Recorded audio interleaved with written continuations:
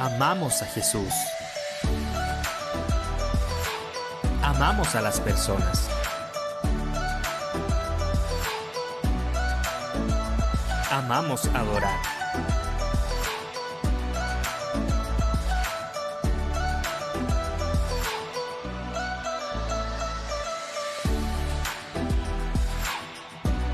Somos su iglesia.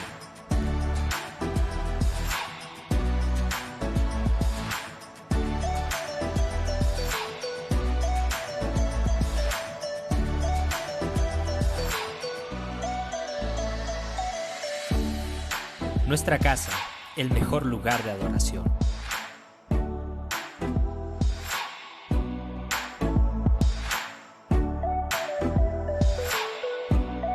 Iglesia, la puerta in-house.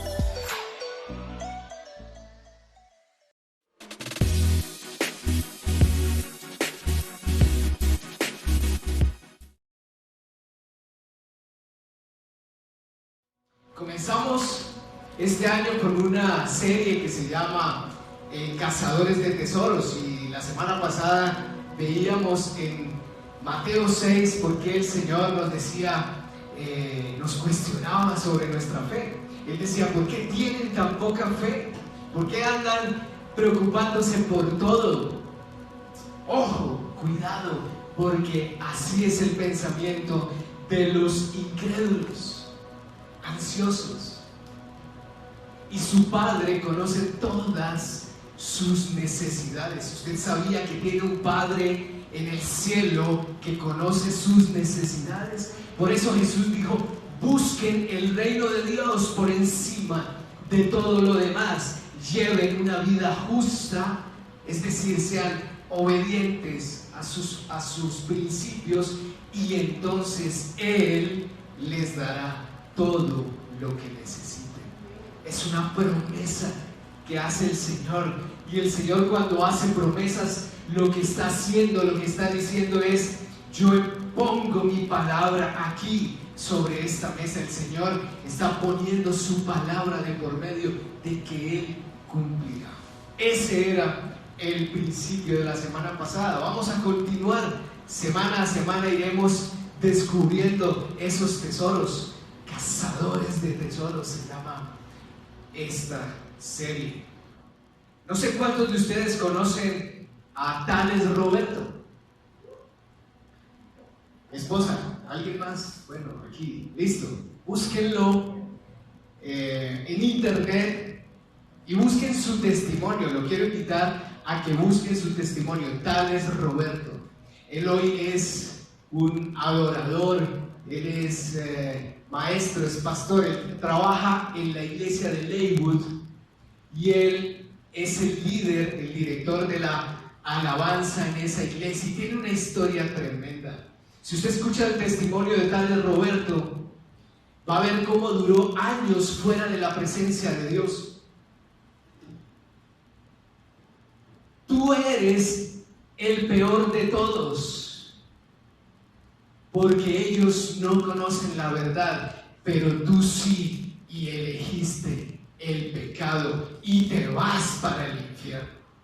Esa fue la voz que escuchó Tales Roberto en un momento donde su vida estaba consumida en las drogas.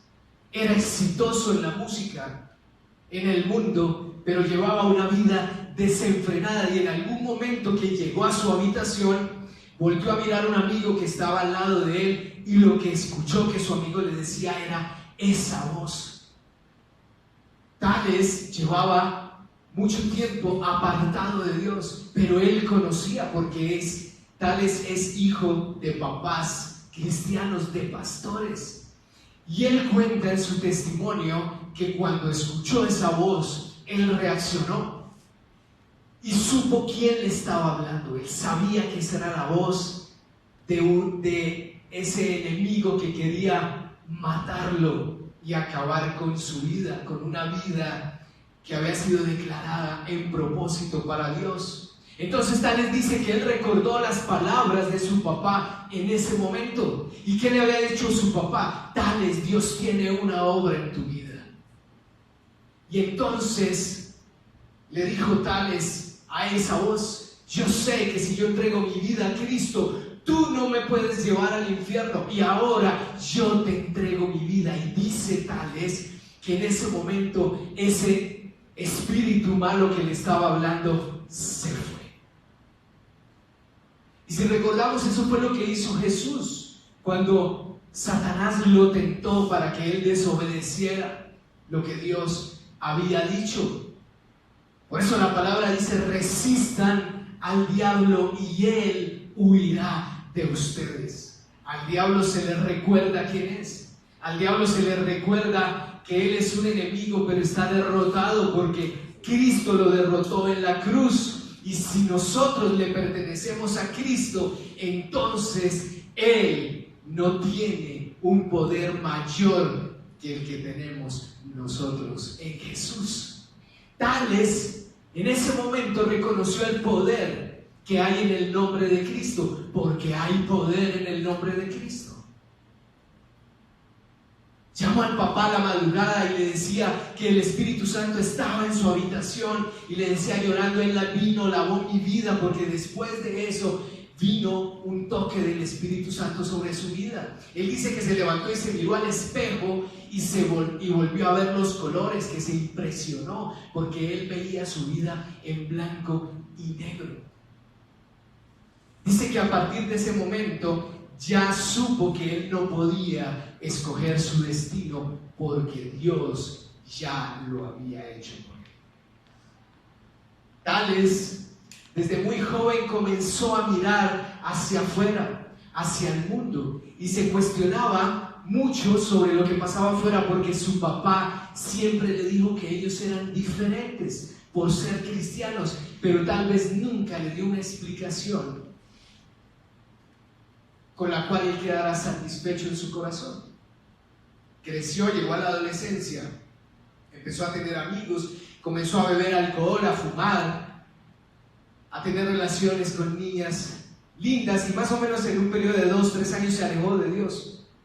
Dice él que comenzó a vivir con miedo a partir de eso y en depresión constante. Salió de la iglesia, se fue de la iglesia de sus papás a los 23 años y dijo: me voy a conquistar el mundo, yo quiero lo que hay afuera, a mí me gusta es eso, yo no entiendo por qué yo tengo que ser diferente al resto del mundo. Papá, chao, me voy. Y se fue. Duró 7 años drogándose, cometiendo, haciendo locuras, en peleas, en fiestas, despilfarrando el dinero con novias. Él dice y cuenta que hasta robaba, no porque tuviera necesidad, sino simplemente porque hacía parte del combo, del paquete. Terminó drogando a sus amigos de la iglesia, sacándolos de la iglesia, y les enseñó a consumir droga.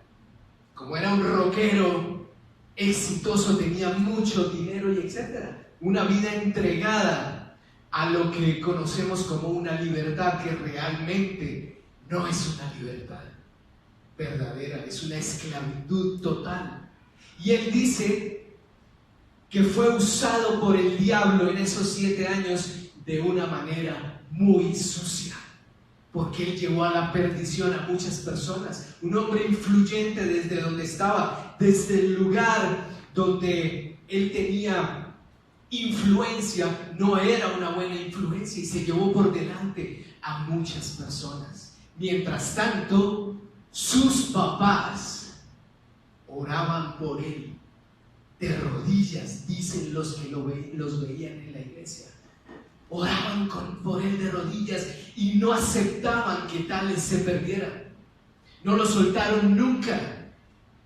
Nunca. Y Tales dice que todo el tiempo él vivía un combate constante en su corazón. Recuerdan que hace 8 días hablábamos de eso, que nosotros tenemos todo el tiempo una pelea constante en el corazón.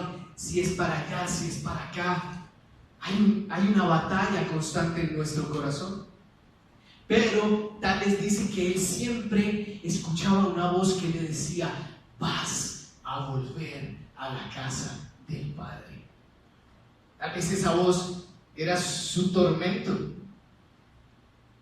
Pero según él cuenta, era la misma voz del Espíritu Santo que le recordaba cuál era su lugar. De hecho, compuso una canción que es muy famosa y dice así: voy a volver a la casa del Padre.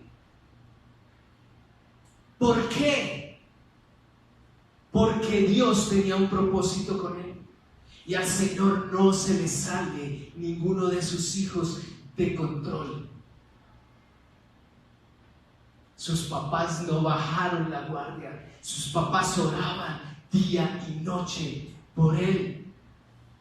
Y lo que no logró hacer su padre siendo su pastor, ahora lo había hecho el mismo Espíritu Santo, porque había tenido un encuentro con él. Dice Tales: antes olía unas cosas por allá raras, ahora huelo al Espíritu Santo todo el tiempo en mi vida, porque ya no sé vivir sin él. Él es mi respirar, él es mi aroma, y soy feliz, dice Tales, porque vivo para él. No sé si a usted se le parece conocida esa historia, pero en el Evangelio de Lucas capítulo 15 versículo 11 hay una parábola de Jesús que se llama el hijo perdido o el hijo pródigo. Yo sé que ustedes la han escuchado y hay muchísimos mensajes, muchísimas prédicas tal vez en torno a esta parábola, pero quiero recordar un poco, porque nos va a dar una perspectiva, o dos perspectivas mejor, a ver con cuál de ellas nos identificamos. Esta parábola del hijo perdido es una historia que contó Jesús a los que lo estaban escuchando, y dice que había un hombre que tenía 2 hijos, y el menor un día le dijo: papá, yo quiero que me adelantes mi herencia, quiero mi herencia antes de que te mueras. El papá dijo: bueno, sí, ok, listo. Entonces hizo la división de sus bienes entre sus 2 hijos. Él recibió su herencia, empacó sus pertenencias, se fue lejos. Se fue. Y a donde llegó, derrochó todo su dinero en una vida desenfrenada, igual que Tales. Toda su herencia la despilfarró en mujeres y en etcétera. Se le acabó el dinero. Y preciso cuando se le acabó el dinero, vino una hambruna en todo el país y él estaba aguantando hambre después de tenerlo todo en la casa de su papá. Llegó a donde un jornalero le pidió trabajo y el jornalero le dijo: ok, alimenta a mis cerdos. Y llegó al punto de desear, dice la palabra, la comida que él mismo le daba a los cerdos. Las algarrobas eran apetecibles para él. Después de tener comida buena y abundante, quería comer lo mismo que los cerdos, porque de esa manera era el hambre que él sentía, y nadie le dio nada. Y aquí comienza lo interesante de la historia. En algún momento dice que finalmente él entró en razón y se dijo a sí mismo. Él recapacitó. Hubo un momento donde se detuvo y dijo: en casa de mi papá hasta los jornaleros tienen comida de sobra, y yo aquí muriéndome de hambre, y soy el hijo del dueño. Volveré a la casa de mi padre y le diré que he pecado contra él, ¿sí?, y contra el cielo, que no soy digno de que me llamen su hijo, y le voy a rogar que me contrate. Cualquier cosa es mejor, hasta el trabajo más básico en la casa de mi padre es mejor que lo que estoy viviendo hoy. Y aquí viene lo interesante, viene el encuentro de papá con su primer hijo, con este hijo, el hijo número 1. Lo llamé yo aquí en la historia porque es el primero que aparece. Más adelante hay un segundo hijo. Entonces regresó a la casa de su padre, y cuando todavía estaba lejos, dice que su padre lo vio llegar. Y me encanta esta frase porque dice: lleno de amor y de compasión, corrió hacia su hijo, lo abrazó y lo besó. Aquí por lo general lloró.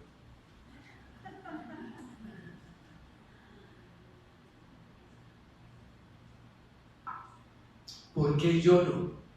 Porque esto me recuerda mi pasado. Su hijo le dijo: Padre, he pecado contra el cielo y contra ti, y ya no soy digno de que me llamen tu hijo. Este hijo menor, porque era el menor, en su necesidad afuera recapacitó y reconoció su error, reconoció su pecado. Yo creo que él se sentó y dijo: pero ¿cómo fui de bruto? ¿Cómo me fui a tirar mi herencia? ¿Qué me pasó? Fue consciente del tesoro que tenía y que había dejado todo por irse al mundo, y entonces regresó. Yo creo que él tenía temor de ver a su papá, pero fue la actitud de amor de su padre lo que lo llevó a un arrepentimiento genuino. Porque yo creo que él no se imaginó que su papá lo iba a recibir de esa manera. Yo creo que dijo: no, mi papá me va a pegar una vaciada, una cantaleta, me va a golpear, me va a decir que esto y esto. Lo amó, tuvo compasión y lo abrazó. Y ante eso vino su arrepentimiento. El papá dijo a los sirvientes: traigan rápido la mejor túnica y vístanlo, traigan un anillo y pónganlo en su dedo, sandalias a sus pies, y maten ese ternero que tenemos por allá, que lo estamos engordando hace rato. Mátenlo, porque vamos a celebrar. Versículo 24: porque este hijo mío estaba muerto y ahora ha vuelto a la vida, estaba perdido y ahora ha sido encontrado. Y comenzó la fiesta. Un hijo perdido que vuelve a casa siempre será motivo de alegría para su padre. Eso se llama gracia. Esa es la gracia de Dios que nosotros recibimos. La gracia es cuando papá me da algo que no me merezco. Eso es gracia. Recibimos lo inmerecido de parte de nuestro papá Dios, porque aquí lo que Jesús hace es una analogía entre nosotros y papá que está en el cielo. Esa es la gracia. Pero también está la misericordia. La misericordia es que Él no recibió lo que se merecía, porque lo que se merecía era una buena pela. Hubieran dicho en mi época, aunque mi esposa diría: no digas eso, que a ti nunca te pegaron. Yo era el menor consentido. A mis hermanos sí les dieron por ahí de vez en cuando sus reprimendas. La misericordia de Dios es que no recibimos lo que merecemos. ¿Qué merecía tal vez este hijo que volvió? Seguramente muchos papás indignados dirían: no, aquí me respeta la casa. Usted se me va por donde regresó. Así como se fue, por allá mismo se va. Ah, claro, se gastó toda la herencia y ahora sí vuelve aquí a que yo lo mantenga. No, mijito, vaya y haga su vida. No recibió lo que merecía, y al contrario recibió más. El papá le pone un anillo, sandalias, le hace una fiesta. Extraño, al menos para una cultura como la nuestra. Bien, pero aquí aparece el hermano del segundo hijo. Dice que él estaba trabajando en el campo y escuchó la música y el baile y preguntó qué pasaba. Entonces uno de los siervos le dijo: es que tu hermano volvió y tu papá mandó matar el ternero que estaban engordando. Y entonces dice que el hermano mayor se enojó y no quiso entrar a compartir, a celebrar con ellos. Se puso el hombre, dijo: no, si mi papá lo va a recibir, pues yo no estoy de acuerdo y los voy a castigar, no voy a ir a esa celebración, no voy a ir a esa fiesta. Fue más o menos lo que él hizo. Y ojo a esto: su padre salió y le suplicó que entrara.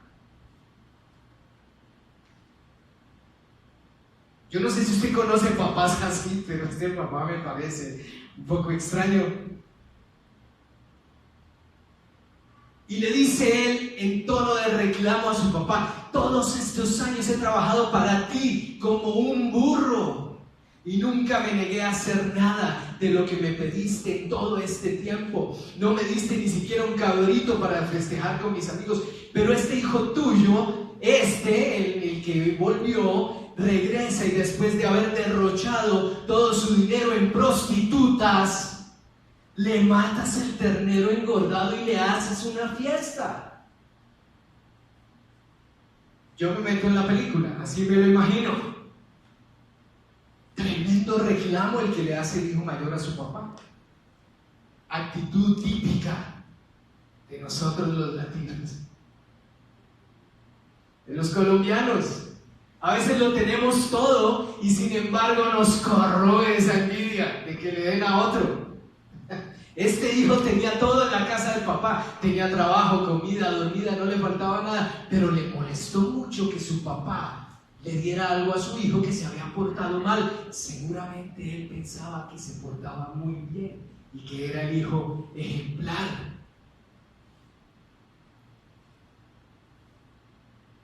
Lo que él deja ver aquí es pura y física envidia, egoísmo con su hermano, celos, amargura en su corazón y enojo. Se le salió el enojo en esa discusión con su papá. Yo me imagino que se le subió el tono y le faltó el respeto.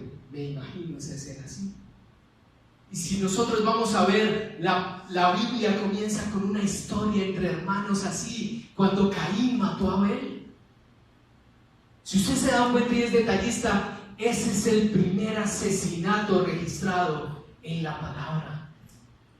Caín matando a su propio hermano. ¿Por qué? Por envidia, por egoísmo, por celos, porque no fue capaz de controlar su enojo cuando el Señor aceptó la ofrenda de su hermano y la de él. Le dio piedra y entonces fue y lo mató.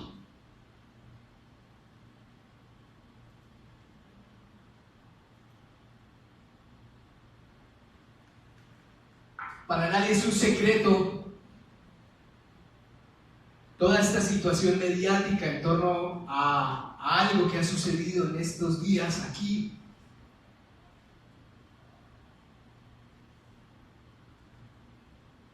Un personaje que mató a su propio hermano y a su mamá. Esa historia nos ha tenido a mi esposa y a mí realmente muy inquietos y todas las semanas, pero ¿qué pasó? ¿Y qué más hicieron? Y confesó y no confesó y lo condenaron y todo el mundo quiere acabar con ese hombre. Pero hablábamos con mi esposa y decíamos, ¿qué le pasaría a ese hombre para terminar cometiendo o haciendo lo que supuestamente hizo? Es una historia muy dura. Y mi esposa me dice, algo tuvo que haberle pasado en su niñez. Algo debe traer él desde chiquito, desde su casa, tal vez con su papá, con su mamá o con su hermano. Y leyendo anoche en la madrugada, esto no estaba incluido en el mensaje, pero anoche a la madrugada leí algo sobre la historia de estos hermanos. Y su mamá fue una mamá que fue abandonada. Ellos fueron abandonados por su papá. Su papá los dejó y ella tuvo que vérsela sola,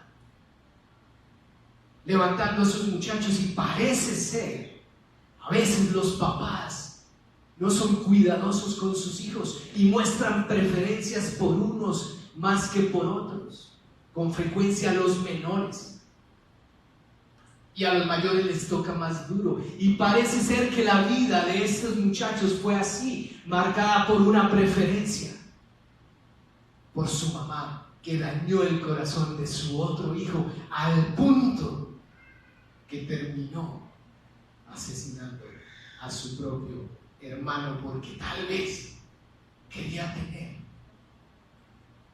lo que él tuvo. Así, de esa manera, veo a este hermano mayor de la parábola del hijo perdido. Lo veo envidioso con su hermano menor porque su papá le estaba dando amor y perdón y él no lo soportó. Tal vez él no se había ido de la casa para quedarse en casa demostrándole a su papá que él sí podía, que su hijo menor no era tan bueno como él creía, pero él sí. pero en el fondo de su corazón había algo que no estaba bien.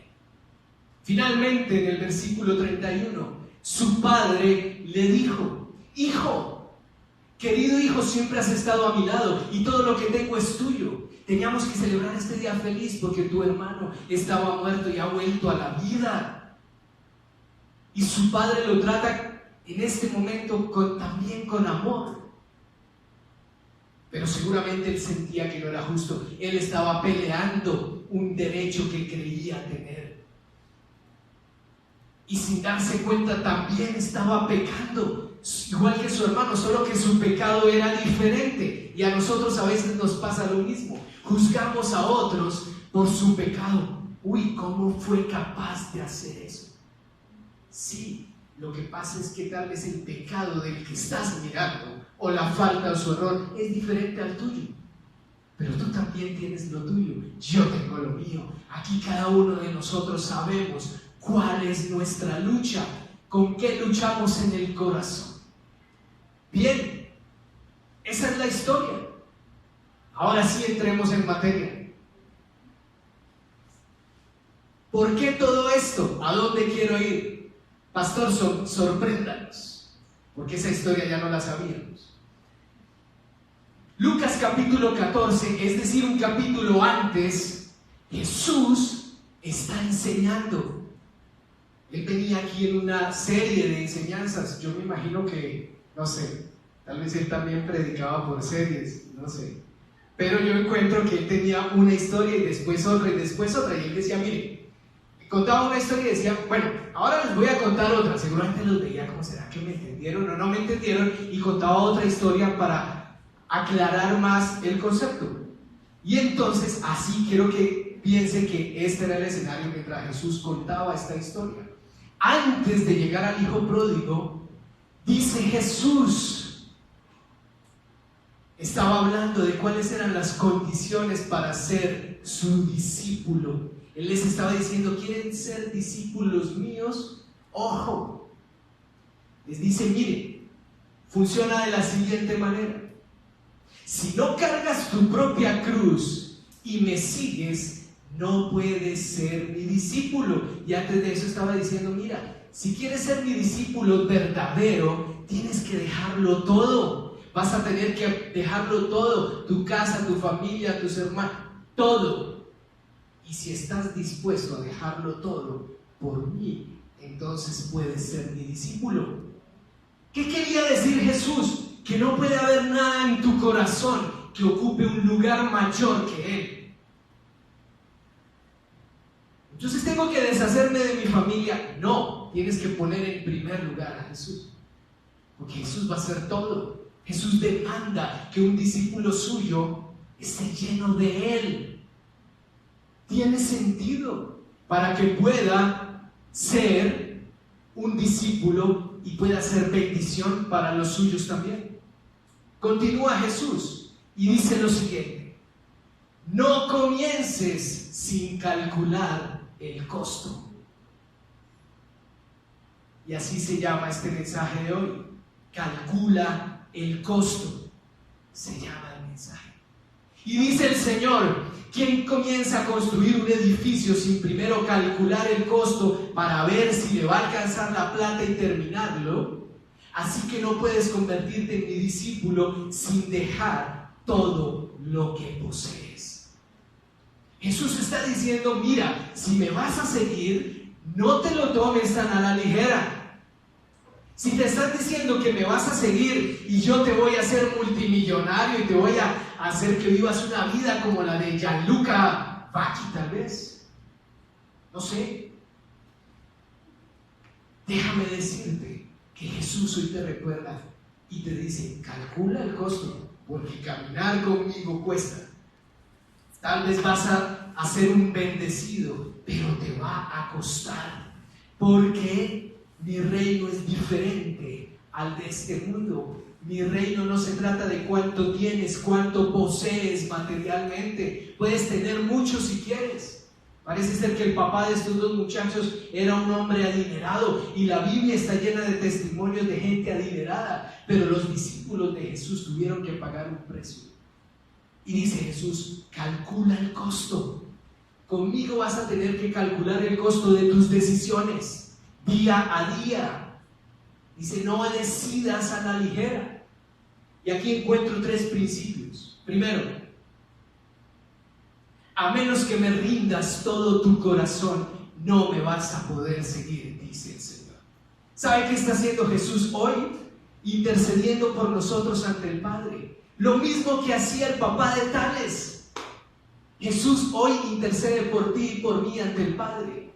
Lo mismo que hacía su papá. Señor, yo me niego a que mi hijo se pierda. Yo sé que tú me hablaste y tú me prometiste que él iba a vivir una vida con propósito para ti. Que ni siquiera todo el éxito del mundo se compararía con lo que tú ibas a hacer con él para llevar este mensaje a otros y salvación. Eso es lo que está haciendo Jesús hoy por todo el que se acerca a él arrepentido después de haber cometido errores.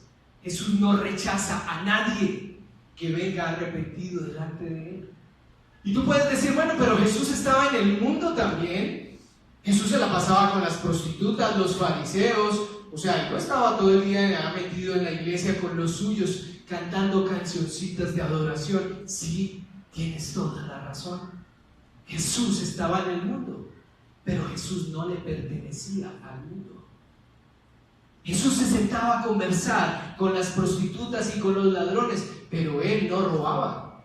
Él no hacía lo mismo que hacían ellos. Jesús sabía dónde estaba puesto su corazón y quién lo gobernaba. Jesús no pensaba como ellos pensaban. Jesús no cedía ante sus convicciones. Y Jesús nunca quiso agradar a nadie.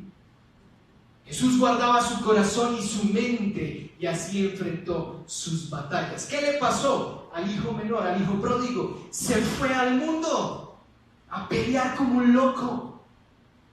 Él no tenía su corazón donde tenía que estar.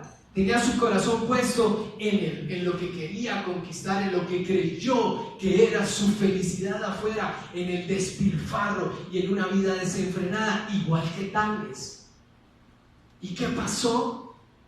Se estrelló porque no pudo resistir. Por eso Jesús te dice, si te vas a arriesgar a vivir en este mundo, tienes que dejar que yo gobierne tu corazón para que puedas decidir bien. Gobernar el corazón es mi mente, pensar bien, pensar con sabiduría para tomar decisiones. Segundo principio, calcula el costo de tu decisión. Ambos hijos en esta parábola tuvieron libertad para decidir lo mismo que tú y yo, porque es que el Señor no obliga a nadie a nada. El Señor lo único que te hace es una invitación, Él no te obliga. Él te dice, mira, yo soy el camino y yo soy la salvación. Ven, pero calcula el costo, para que por el camino no te me vayas a quedar. Eso es el Evangelio de Cristo. Él pagó por nuestra salvación, pero nos deja la libertad de decidir. Ninguno de estos dos personajes se salvó de enfrentar la batalla que había en su corazón. Hoy te digo algo, deja de vivir pensando en el mundo ideal, no existe. Vivimos pensando que allá afuera, en algún sitio, en algún lugar, va a haber un mundo hecho para mí y lo voy a encontrar. No existe. Puede ser que haya comodidad y lujo si sea diferente, pero no existe, porque esto se trata del corazón. Si tú tienes tu corazón donde tiene que estar, si Jesús es tu mayor tesoro en tu corazón y la palabra del Señor, que es la sabiduría, tú puedes ir a donde quieras y nada te va a derrumbar, nada te va a afectar. Porque tu tesoro está aquí en tu corazón. ¿Recuerdan? Donde está tu tesoro está tu corazón. Puedo caminar en el mundo con el corazón expuesto, como hizo este muchacho, o puedo quedarme en casa, como hizo el hermano mayor, pero con el corazón cochino. Da lo mismo, y eso nos pasa en la iglesia. A veces creemos que porque estamos dentro de la iglesia estamos bien y no estamos en un bar o no nos estamos emborrachando o haciendo negocios incorrectos. Entonces aquí estamos bien. Puede ser que estés en la iglesia, pero en tu corazón no está bien. ¿Se dan cuenta que la batalla es la misma afuera y adentro? Puedes estar como el hijo mayor en casa, pero tu corazón lleno de envidia por el que está afuera.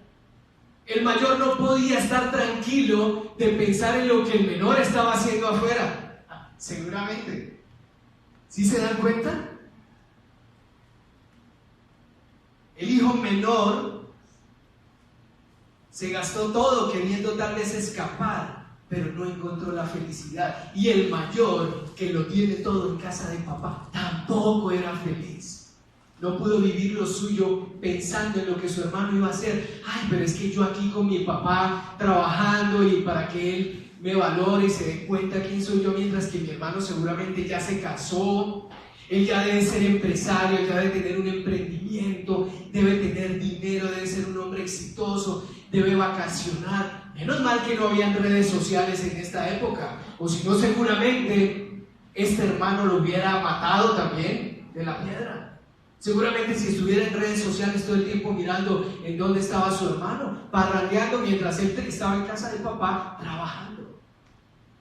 Tal vez llamando la atención de su papá diciéndole: mira, yo sí, apruébame a mí. Apruébame a mí.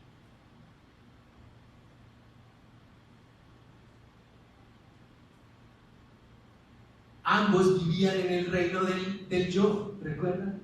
Siempre nos debatimos entre dos reinos. Tercero, puedes irte o puedes quedarte dolido, sin paz, con bronca en tu corazón, con rabia y con contienda. Igual Dios va a trabajar con tu corazón todo el tiempo hasta que realmente le pertenezca a Jesús. Si ustedes se dan cuenta, este papá amaba a sus dos hijos, realmente los amaba.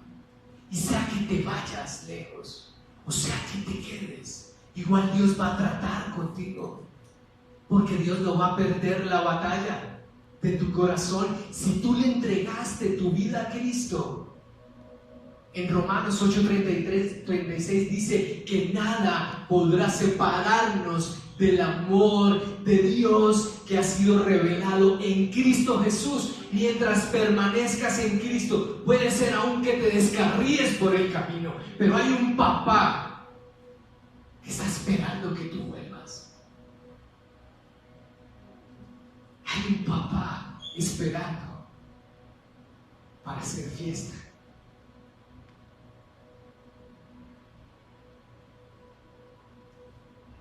Cada vez que predico, me encanta pensar que alguien nuevo llegue a los brazos de papá.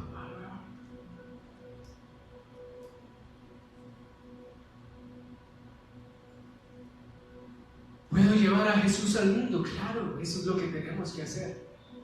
Pero no traemos el mundo a la iglesia.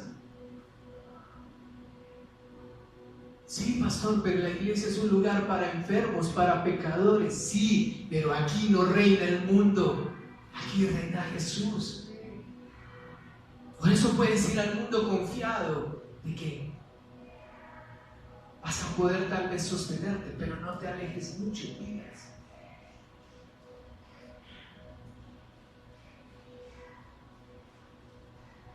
A Jesús le daba rabia esos mercaderes que no dejaban entrar a su iglesia, a los que querían volver. Tenía el comportamiento del hijo mayor, esos mercaderes. Venían la gente con sus ofrendas y les decían: no, esa ofrenda no sirve. Tienes que comprarme la que yo te vendo aquí que esa sí es aceptada allá adentro, si no, no vas a poder entrar. Y Jesús llega y les dice: ¿qué es lo que ustedes están haciendo? Piedra de tropiezo son ustedes para los pródigos que quieren venir arrepentidos a encontrarse conmigo. Ojo, iglesias, con lo que estamos haciendo. Ojo, no podemos ser piedra de tropiezo para los que quieren venir a encontrarse con el Señor. Jesús le dijo igual a la mujer que estaba en el río: 5 maridos tienes, 5 has tenido, ¿cuántos más esperas tener para darte cuenta que nada va a saciar la sed de tu corazón? Yo sí te voy a dar a beber esa agua que quita realmente la sed. Tú tienes que venir es conmigo. Eso es lo que Jesús quiere, conquistar tu corazón y el mío, y que tú bebas de esa agua que realmente quita la sed. Finalmente, todo este cuento se resume en eso, en que hay un Dios que nos ama, viene a conquistar nuestro corazón, y Jesús es el medio. Por eso Proverbios 4:23 dice: sobre todas las cosas cuida tu corazón, tu mente, tu pensamiento, porque Él determina el rumbo de tu vida. Lo que haya en tu corazón es lo que te va a llevar a tomar decisiones. Asegúrate que Jesús esté en tu corazón. Jesús es una decisión. Jesús te dice: es una sola vez y para siempre. Con esto termino. Esta es mi idea de cierre. Una vez y para siempre. Cuando tú llegas a Jesús, es una vez y para siempre. Si se dan cuenta, este hijo menor, el pródigo, llegó a casa de papá, y papá le dijo: volviste, esta es tu casa, ya sabes que aquí está tu corazón.